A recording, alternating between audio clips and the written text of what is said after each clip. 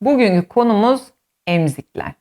Yani öyle küçücük bir konu değil, bayağı bir dosya. Emzik dosyası. Bakın her şeyi araştırdım, buldum. Sizin için tek tek anlatıyorum.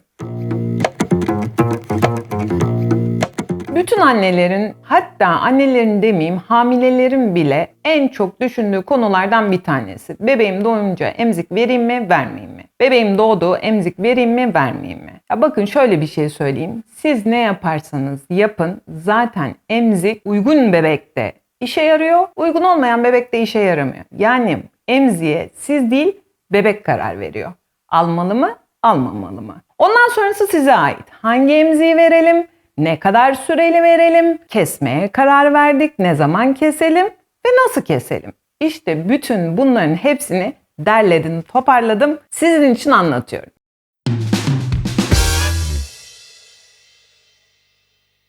Öncelikle şunu bilmemiz lazım. Emzik her bebeğin kullanması şart olan bir şey değil. Yani bebeğinize kavuşmanızı planlarken olmazsa olmazlar listesinde emzik yok. Öncelikle emziğin görevini bilmemiz lazım. Yani mantığını anlamamız lazım. Bebeklerin doğumdan 12. 18. aya kadar olan dönemine oral dönem deniliyor. Yani bu dönemde bebekler her şeyi ağızlarıyla tanıyorlar. Bebeğiniz doğduğu zaman annenin memesini ağzıyla arıyor. Hatta siz böyle yanağını böyle yaptığınız zaman hemen bebek ağzını sizin parmağınıza getirir. Bunun sebebi de oral dönemde ağzın emme hareketini refleks olarak kullanmasıdır. Yani bebek bunu istem dışı yapıyor. Refleksi bu. Neden refleksi? Çünkü bebek beyniyle şu anlaşmayı yapıyor. Ben evet aradım, memeyi buldum, emiyorum, doydum ve yaşıyorum.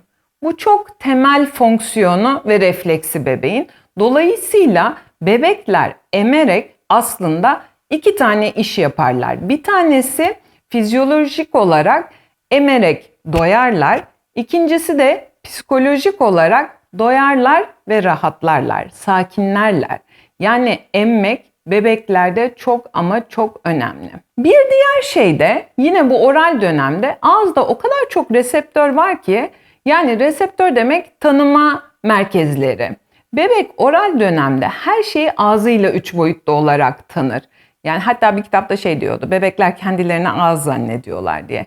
Gerçekten öyle. O yüzden her şeyi ağızlarına götürüyorlar. Bu yüzden de bebekler emerek sakinliyorlar ve rahatlıyorlar. Emmek gerçekten bebeklerde çok önemli bir refleks. Bunu unutmayın. Peki hangi bebekler emzik alıyor, hangileri almıyor? Eğer bebek emme refleksi çok güçlü doğmuş ise anne sütünden sonra, doyduktan sonra kendisini rahatlatamıyor, uykuya dalamıyor, bir huzursuzluğu var.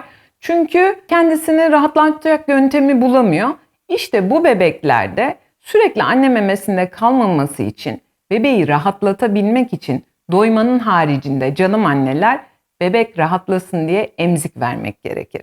Yani bu ne demek? Eğer bebeğiniz doğdu, emzirdiniz, çok güzel uykuya dalıyor kendi başına, o zaman emziğe ihtiyacı yok. Ama doyurmanıza rağmen huzursuz bebek, gerçekten mutsuz, bir türlü kendini rahatlatamıyor. İşte bu bebeklerde kasmaya gerek yok. Verin artık şu emziği.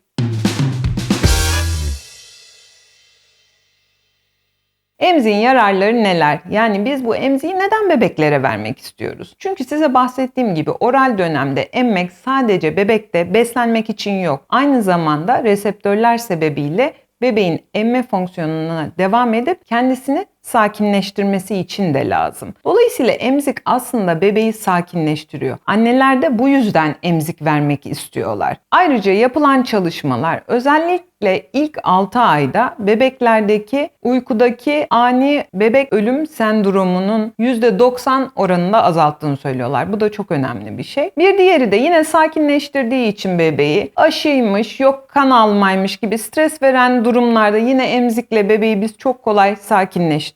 Veya uçak yolculuğu yapıyorsa bebek kulağındaki basıncı kendisi ayarlayamadığı için yine emzik verip onu rahatlatabiliyoruz. Veya emzirme aralarında yine bebek sürekli emmesin, annenin memesinde kalmasın diye emzikle oyalayabiliyoruz. Ve tabii ki emzik dişlerin gelme döneminde bebeklerin dişlerini kaşıdığı için de çok büyük yardımcı. Ama en büyük faydası ve tabii ki emme güdüsü yüksek bebekte eğer emzik vermezseniz bu emzik yerine bebek parmağı tercih ediyor ve parmağı bıraktırmak çok zor ama emziği bırakmak yine bizim elimizde. Peki bu kadar çok yararı var da o zaman her bebeğe emziği verelim, bayağı da yararlı bir şey bu yani. Neden herkese vermiyoruz ki? Olmaz. Çünkü emzik öncelikle bebeği sakinleştirmek için kullandığımız bir alternatif araç diye düşünüyoruz. Eğer bebek kendisi güzel annesini emiyorsa, rahat rahat uykuya dalıyorsa kafayı karıştırmaya gerek yok. Yani bu bebeğin zaten emziğe ihtiyacı yok. O yüzden emzik vermek için bu bebeği zorlamamak lazım. Emziği vermek isteseniz bile başlamak için bebeğin 1. ayını doldurması gerekiyor. Bakın bu çok önemli. O yüzden de bebeğinizin doğuma hazırlanırken bir çanta hazırlıyorsunuz ya, onun içinde emziğin olmaması lazım. Emziğe başlayabilmeniz için öncelikle bebekle anne arasındaki o güven duygusunun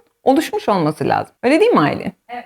Evet, çünkü önceliğimiz anne ile bebeğin bir araya gelip emzirmenin desteklenmesi. Emzirme gerçekten çok önemli. Bebeğin anne ile uyumunun yakalanması. Dolayısıyla bir de hastanede bebekler kilo kaybediyor biliyorsunuz. Emerken de emzik verilirse eğer bu dönemde bebek enerjisini ona harcadığı için anne memesine geri dönemiyor. Yani emzik ilk dönemde emme kargaşasına sebep oluyor. Bu yüzden de annelerin kafasında hep bir soru işareti var. Ya hocam verirsek emziği ya anne memesini tutmazsa ya öyle olursa ya böyle olursa. Emme güdüsü yüksek bebekte bile emziğe başlayacaksanız 1 ay, hadi tamam 1 ay demeyelim ama 3. haftaya kadar beklemeniz lazım.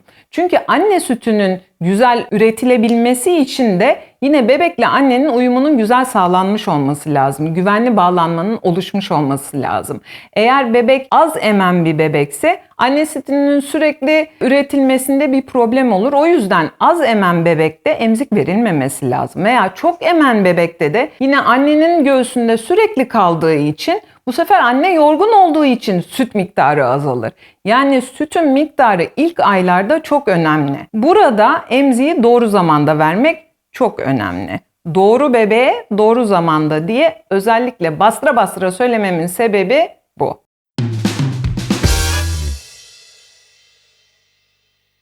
Peki tamam, emziğin yararından çok bahsettik de hiç mi zararı yok? Niye bu anneler sürekli tereddütte o zaman? Evet, en başında ne dedik? İlk 6 ayda, ilk 1 ayda annenin ve bebeğin kafasının karışmaması lazım. Yani bu emzirmenin ve birlikte olan bu güvenli bağlanmanın bozulmaması için emzik. Okey, hallettik. Peki başka zararı yok mu? Var tabii ki. Şöyle bir zararı var. Bebeği emziğe bağımlı hale getiren anneler oluyor. Yani emziği çocuğu sakinleştirmek için değil, sürekli suskun hale getirmek için tıpa olarak kullanan anneler var. İşte biz bunu pek istemiyoruz. Çünkü bebek aslında 6 aydan sonra yavaş yavaş oral dönemini sonlandırdığı için kendi kendine problemlerini çözmeyi öğrenmeye başlıyor. Yani sadece ağızla tanımıyor dünyayı. İşte o dönemde her mutsuz olduğunda ağzına emzik verilen bebek bu sefer kendisini iyileştirmeyi, kendisini sakinleştirmeyi öğrenemiyor. O yüzden lütfen emzik veriyorsanız da bunu sadece uykuya dalarken kullanmanız veya size anlattığım sakinleşmesi gereken durumlarda kullanmanız gerekir. Bazen de bazı anneler bu emzik konusunda çok inatçı oluyorlar. İlle de bu çocuk emziği alsın, bana hiç bağımlı olmasın ve kendi kendine sakinleşsin diye. Fakat her bebek her emziği almıyor. Anneler de emziği alsın diye çok ama çok üzgünüm ama bala batırıyorlar, pekmeze batırıyorlar. Mesela bizim kameramanımız da bundan muzdarip olmuş.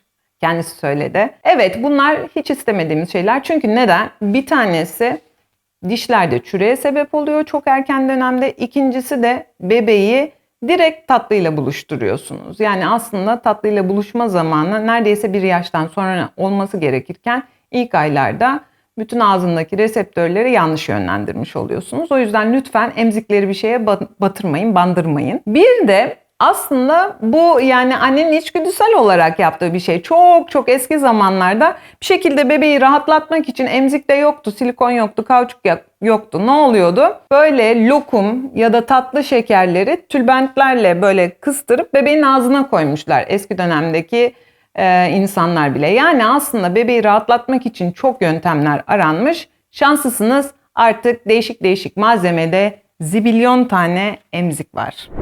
Bebek uyudu emziği ne zaman çıkaracağız? İşte en büyük sıkıntı bebekte bağımlılık olmaması. Bebek emziği emdikten sonra, uykuya daldıktan sonra özellikle çıkarmak için çabalamaya gerek yok. Ama pırt diye attı ya, tekrar bir daha ağzına vermek için çabalamamak lazım. İşte eğer her uyandığında, mutsuz olduğunda emziğini ağzına koyarsanız sonra 2'li yaşlarda, 3'lü yaşlarda sürekli uykusu bölünür. Hatta böyle bebekleri duyarsınız yani. Emziği düşürür, kendisi arar, sonra da bulur ağzına koyar. O yüzden ilk dönemlerde eğer emzikle uykuya daldı ve ağzından düştü, tamam.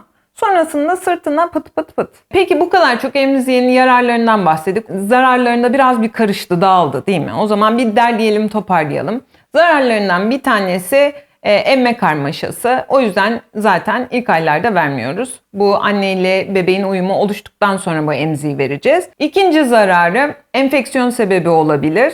Yani emziği kullanırken lütfen yere düştü, bir şey oldu ve çocukların çok çabuk böyle enfeksiyon kapmaya sebep oluyor. O yüzden her zaman emzik kullanacaksa bebeğinizde 2 tane emzik almalısınız ki birisi temizken diğeri kirlenirse diğerini kullanın. Üçüncü zararı, bebekleri zorlamak için, emziğe alıştırmak için tatlı bir şeylere bandırıyorduk ya, işte pekmez ve bal. Bunlar da lütfen olmasın. Bazen orta kulak enfeksiyonuna da uzun süreli emmelerin sebep olduğu söyleniyor. Ama bu da orta kulak enfeksiyonuna sebep olduğu dönem 1 yaş ve sonrası. O yüzden yine bu dönemde bıraktırmış olabilirsiniz. Uzun süreli kullanımında emziğin dişlerde ve dişlerin yapısında bozulmaya sebep oluyor. Ki bu işte benim konum. Ben burayı çok detaylıca anlatacağım. Bunu başka YouTube kanallarında bulamazsınız. İzlemeye devam edin. Bir diğeri de bu emziği bebeğe verildiği zaman çok şık, ay gidin marketlere çeşit çeşit emzik askıları görürsünüz. Bunlardan en önemlisi lütfen kısa olanlar. Uzun olanlar böyle işte yok pusetin kenarından çocuğun ağzına doğru. Bunların hepsi boyunda veya başka bir yerinde bağlanırsa çok büyük sıkıntılara sebep oluyor. O yüzden lütfen emziği kısa olsun. Bir de yine ben emzikleri araştırırken şöyle bir şey gördüm. Emzik ve kendi arkadaşı var. Yani emzik bir oyuncağa bağlı. Ki böyle küçük dönemlerde bebek o oyuncağıyla emziğini bulsun, hemen ağzına yerleştirsin gibi. Bunu da belki ilk aylarda olabilir ama daha sonra bebeğin dişleri ağzına geldikten sonra o oyuncak ağırlık yapıyor ve dişlerde yine pozisyonlarının bozulmasına ve damaklarda probleme sebep oluyor. O yüzden yine bu emzikleri kullanacaksanız lütfen ilerleyen yaşlarda öyle oyuncaklı emzik, kenarında sarkan bir şey emzik olmasın. Emziğin yine zararlarından bir tanesi bağımlılık yapması. Çocukta sürekli emziğe bağımlı oluyor ve biz de bunu ileri dönemlerde yine dişlerde problem olduğu için istemiyoruz. Dolayısıyla nerede bu işi sonlandırmanız gerektiği de çok önemli. Peki damaklı mı damaksız mı yoksa silikon mu kauçuk mu hangi emziği almalıyım diye düşünüyorsanız buradaki videoları izleyebilirsiniz.